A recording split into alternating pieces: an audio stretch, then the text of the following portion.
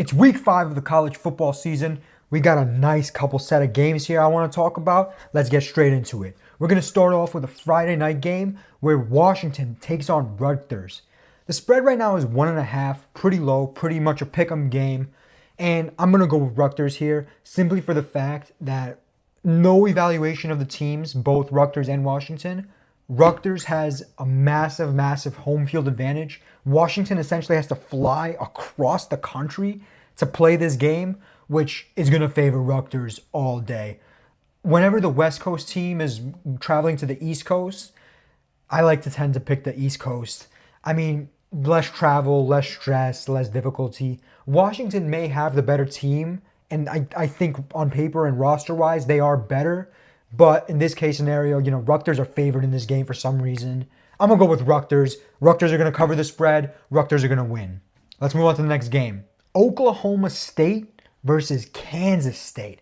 The battle of the fraud, if you will, in this one, right? Kansas State coming off a nasty loss to BYU, which I called and made a bunch of money on. That was a great hit by me. Oklahoma State is coming off a loss as well to, I don't even remember fucking who. Who the fuck did they lose to? Oh, Utah. Oklahoma State played Utah. They got fraud checked. I mean, they lost to Utah's backup quarterback. That's a fucking embarrassment. So it's like the battle of the shit. I've watched more Kansas State games. I've actually now watched quite a couple. This quarterback they have, I don't know how well he can throw, and that's the key issue. Like, he can run, but besides that, I'm not sure. He was just throwing up turnover after turnover after turnover in that BYU game, and I don't know how much faith I have in him. I really don't. Oklahoma State has not necessarily been bad, but I don't think they've played to the level of which they can play at. I'm a little bit concerned about this spread. It is very high. Kansas State is currently favored by 5, but fuck it. I'm going to risk it for the biscuit. I'm going to take Oklahoma State +5 and money line. Am I confident about this? No. Am I betting this game? Probably not, but that's my official pick for this one. Okay. Arkansas versus Texas A&M. This is an interesting one because Arkansas is so goddamn underrated. Arkansas puts up a fight every week. And the sad reality is that Arkansas damn near blows the lead every time. But look, I think they're a lot better than people understand. And Texas A&M is mid at best. That's what I'd say about Texas A&M. I don't know how confident I am in Texas A&M, especially laying 5.5 points. It's too much. It's too much. I get it. They have the home field advantage, but Arkansas is a good fucking team, and I think they could go head-to-head, toe-to-toe with Texas A&M. I'm going to take Arkansas +5.5 on this one. However, I do think Texas A&M does pull it off, whether it be by like 2 points, a field goal, some shit like that. So my official pick is going to be Arkansas spread, Texas A&M money line. Next game, Louisville versus Notre Dame. I'm going to keep this one short. I'm going to keep this one sweet. I'm going to keep this one simple. Notre Dame is trash. I don't give a fuck how badly they beat the shit out of Purdue. Who the fuck cares about Purdue? Purdue is a bunch of bums. Louisville is a really good football team. The fact that they are 7-point underdogs is insane to me. And I don't necessarily think it's a trap spread in the sense of, oh, Vegas wants everybody on Louisville, so Notre Dame steamrolls them and Vegas comes out on top as they always do. I don't think this is the case in this game. I really don't. I think it's the fact that public overrates Notre Dame so badly. Like, Notre Dame is not good. They're losing this game. I'm going to fucking go out there and say it. Fuck it.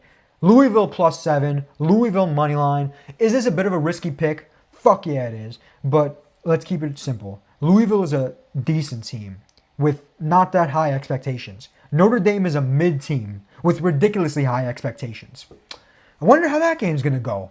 Louisville will fraud check Notre Dame, essentially eliminate them from the college football playoff because 2 losses with their cupcake-ass schedule, I don't give a fuck. If they're going in over a team that is playing well in the SEC or the Big Ten, fuck that. Ain't nobody going to see that. Notre Dame's not getting in with 2 losses, one to Louisville and one to fucking Northern Illinois or whoever the fuck they lost to. Louisville +7, Louisville money line. Let's move on. Oklahoma versus Auburn. The spread is trappy here. I'm going to be honest with you guys. The spread is 1 fucking point. That means this game is a fucking pick'em. A pick'em. I don't have the confidence to pick Auburn. I'm going to keep it a buck. Auburn sucks. Auburn sucks. Even like they put up a decent little fight against Arkansas last week, but come on now. Auburn is so bad this year. I mean, I don't even understand how it's possible for them to be this bad. Oklahoma's not good either. They're horrible. And they got exposed so far in damn near every game they played. I'm going to be honest. With that being said, I'm going to take Oklahoma. I know. I'm a square. In this game, I am a square. I'm not taking Auburn. It's just as simple as that. What else is there to say? Auburn sucks and Oklahoma sucks slightly less. Give me Oklahoma, spread and money line, even though it's pretty much the same thing. Next game, Illinois versus Penn State. What an intriguing game, specifically because of how fucking big this spread is. Penn State is 18-point favorites. Mind you, this is coming off an Illinois win over Nebraska. I have no idea why it is so big, and all this is telling me is that Vegas has faith in Penn State. With a spread this big, everybody and their mother, everybody and their grandmother is taking Illinois here. Why wouldn't you? With that being said, I'm going to rock with my boys at the Penn State. Jerry Sandusky is the greatest Penn State defensive coordinator of all time. This team is actually good this year. Not only are they going to beat Illinois, but they're going to beat the living shit out of them. They're going to cover the 18 points. It's going to be a big W. Honestly, I'm going to say this. I don't care what this spread closes at for Penn State. I am going to bet it either way. Penn State is winning this game by 20, if not 25 or more points. Zero doubt in my mind. Illinois has a good team. I picked Nebraska last week. They exposed my shit. They fucked up my parlay. With that being said, they're 18-point favorites here. 18-point underdog here. It's not about them being good or not. It's about the fact that Vegas doesn't think they're good, clearly.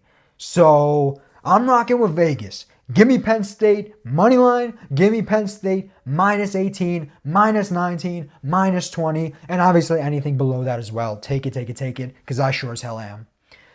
And we're going to cap this week off with the game we all been waiting for. This is the game.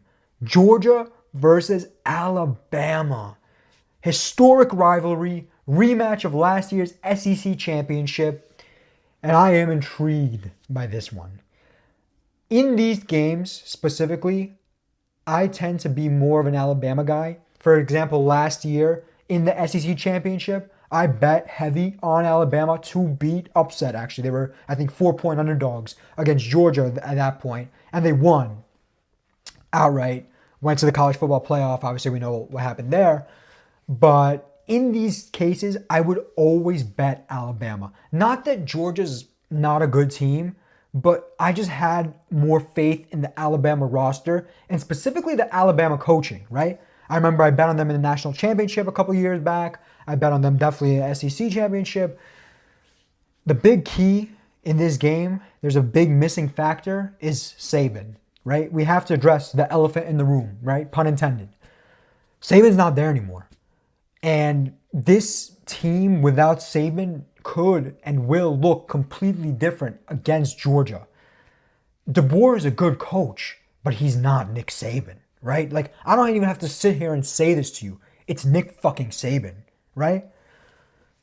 Milroe is going to do his thing. The Alabama offense is going to do their thing, right? Their fucking best receiver is a 17-year-old kid. How about that? That's fucking ridiculous. But the reality is that Georgia is better defensively and offensively. And I know I'm saying this as Georgia is coming off a game in which they won against Kentucky by 1 point, if I'm not mistaken. 1 point. Georgia looked horrible in their last game. Horrible. They've had 2 weeks to prepare for this game. This shit is circled on their radar because they know this is key. Why I say this is key for Georgia. They got Texas in a few weeks. and they know they're not winning both of these games. If they lose to Alabama, they have to play their asses off against Texas. And they know, I know they know, that is a much, much, much harder game. You do not want to play Texas. I'd rather it be Alabama if I'm Georgia. I think they're going to come out firing. I think the defense is going to limit Milroe's ability to run, make Milroe throw the ball, which is going to cause him to make a mistake. Simple as that. Offensively, you always have to put respect on this Alabama defense. I mean, it's not as good as you can necessarily say in years past. It's early in the season, but we'll see.